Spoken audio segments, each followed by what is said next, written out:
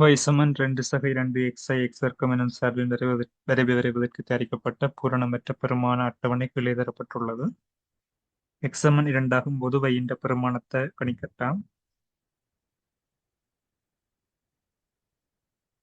y சமன் 2 சக 2x x2 என்று வந்து சொன்னா 2 தர 2 சய 2 வர்க்கம் 2 தர 2 4 4 சய 4 0. ஆகவே y சமன் 2. நியம அச்சுத் தொகுதியில் பொருத்தமான அளவீடையைக் கொண்டு மேலுள்ள அட்டவணைக்கு ஏற்ப இருபடி சார்பின் வரைவை வரைவுத்தாளில் வரைக. வரைவுத்தாளில் வரைஞ்சிங்கன்னு வந்து சொன்னா இப்படி ஒரு வரைவு வந்து உங்களுக்கு வரும். அதில் கவனிக்க வேண்டிய விஷயம், இந்த உச்சியில வரைவு வந்து ஒப்பமாக திரும்ப வேணும். பூரா இப்படி திரும்புற மாதிரி வரைவுகளை வரைய வேண்டாம். மற்றது இன்னொரு விஷயம் சொல்ல வேண்டியது, வரைவுத்தாளில் அளவீடுகளை தெரிவு செய்யும் போது வரைவுத்தாளின் உயர்ந்தபட்ச அளவை பயன்படுத்தக்கூடிய வகையில அளவீடுகளை தெரிவு செய்யுங்கோ. அதுக்கேற்ப ஆள்கூட்டு அச்சின் மையத்தையும் தெரிவு செய்யுங்கோ. வரைவுத்தாளின் உயர்ந்தபட்ச அளவை பயன்படுத்த வேணும். சில பேர்த்த வரைவுத்தாளில் வந்து வரைவு 25 வீதத்துக்கு இருக்கும், 75 வீதம் எம்டியா இருக்கும். அப்படி செய்ய வேண்டாம். அதுக்கேற்ற போல அளவீடையையும் ஆள்கூட்டின் மையத்தையும் முதல்ல தெரிவு செய்ய வேணும்.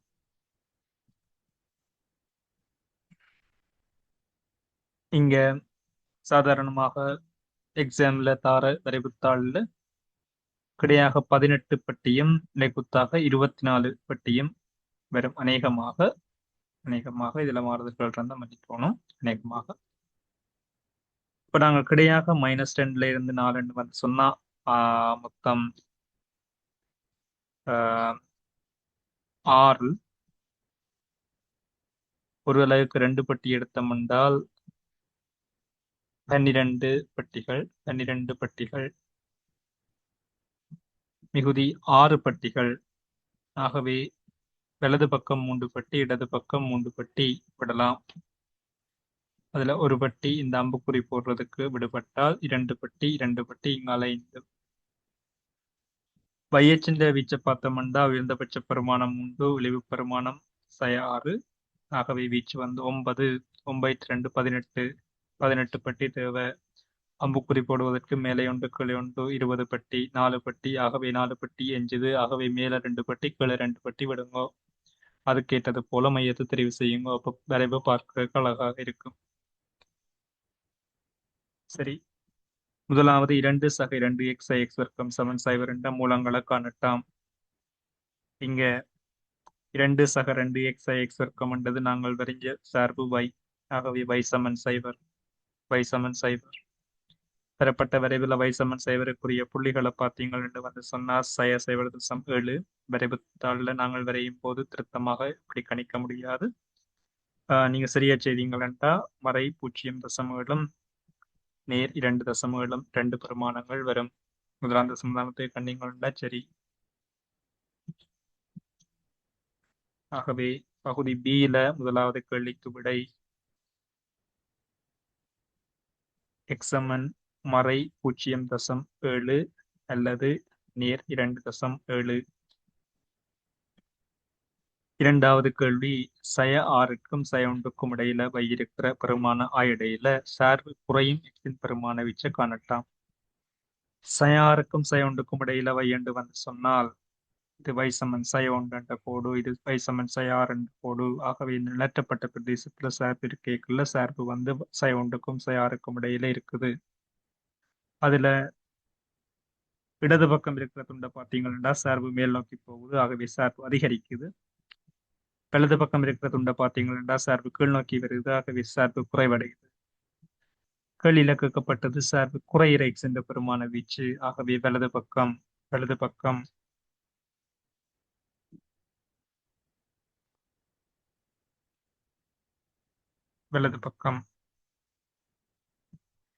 இந்த புள்ளி சரியாக 3, இந்த புள்ளி 4. ஆகவே 3ற்கும் 4ற்கும் இடையில, 3ற்கும் 4ற்கும் இடையில கவனம். இங்க சமணம் உள்வாங்கப்பட்டபடியால சய 6 சய 1 ஆகிய புள்ளிகளும் உள்வாங்கப்பட்டபடியால இங்கேயும் 3 4 ஆகிய சின்ன பிள்ளை விட்டுட்டேன். இது எக்ஸ் எக்ஸ் எக்ஸின் வீச்சு, ஒய்யின் வீச்சு அல்ல, எக்ஸின் வீச்சு. 3, 4 ஆகிய புள்ளிகளும் உள்வாங்கப்பட வேண்டும். ஏன் எக்ஸ் 3 ஆகும் போதுதான் y ஒன்றுக்கு சமனாகவும் இருக்கலாம். ஆகவே அங்க சமனம் வந்தா இங்க உங்களோட விடையிலையும் சமன் வர வேணும். மூன்றாவது, வரைவு இரு அலகுகள் நிலைக்குத்தாக மேலே இடம்பெயர்ந்துருவாகும் சார்பின் சமன்பாட்டை y சமன் b சய xi முழுவதின் வர்க்கம் எனும் வடிவில எழுதி காட்டட்டாம். கவனிங்கோ.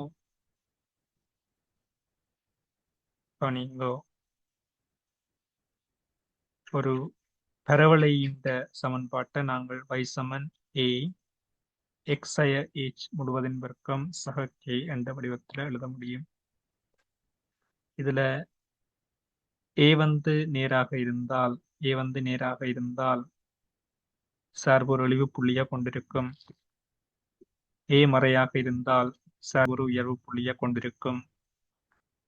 இந்த உயர்வு புள்ளி அல்லது அழிவு புள்ளி, அதாவது இந்த திரும்பற் புள்ளியின் ஆள்கூறு 2 சந்தர்ப்பங்களையும் h, k ஆக இருக்கும். அதுல எந்த மாறுதலும் வராது. சமச்சீர சின்ன சமன்பாடு x சமன் h. சமச்சீர சின்ன சமன்பாடு x சமன் h. அது உயர்வாக இருக்குமா அழிவாக இருக்குமா என்றதை தீர்மானிக்கிறது a என்ற குறி, அதாவது x வர்க்கத்தின் குறி. அப்ப நாங்கள் கீறின வரைபிண்ட சமன்பாட்டை இந்த வடிவத்துல சொன்னால் y சமன்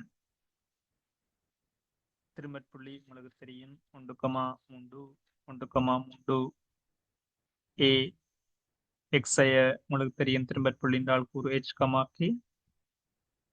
1,3 திரும்பற் புள்ளி என்றபடியால h என்ற பெருமானம் 1, k என்ற பெருமானம் 3.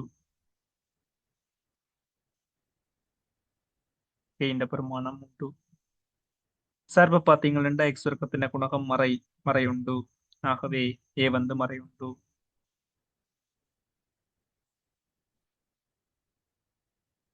இது நாங்கள் கீறின வரைவு. நீங்கள் இதை உறுதிப்படுத்தணும் என்று சொன்னால் இந்த அடைப்பை நீக்கி நீங்கள் என்றால் xi ஒன்று முழுவதின் வர்க்கம் வந்து x வர்க்கம் சய 2x சக 1 சக 3. மறையால் அடைப்பு நீக்கி நீங்கள் என்றால் மறை x வர்க்கம் சக 2x சய 1 சக 3 3 சய 1 2 2 சக 2x சய x வர்க்கம். நாங்கள் பெறும் அதே சமன்பாடு வரும். அதை செய்ய தேவையில்லை, அப்படி வரமென்று காட்டுறதுக்காகத்தான் நான் செய்தேன். h வந்து திரும்பற் புள்ளியின் x ஆல் கூறு, k வந்து திரும்பற் புள்ளியின் y ஆல் கூறு.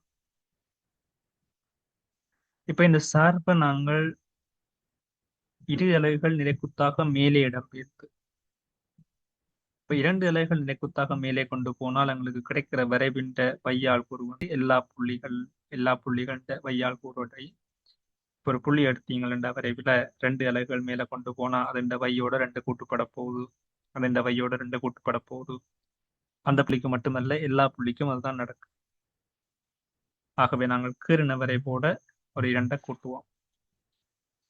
இப்ப 2 சக 3 5 சய xi 1 முழுவதின் வர்க்கம். இதுதான் 2 அலகுகள் மேலே இடம்பெயர்ந்து கிடைக்கிற வரைபின்ற சமன்பாடு. அதே வடிவத்தில் இருக்கு. சரி, அவ்வளவுதான் இந்த கேள்வி சம்பந்தமாக நீங்க தெரிய வேண்டியது.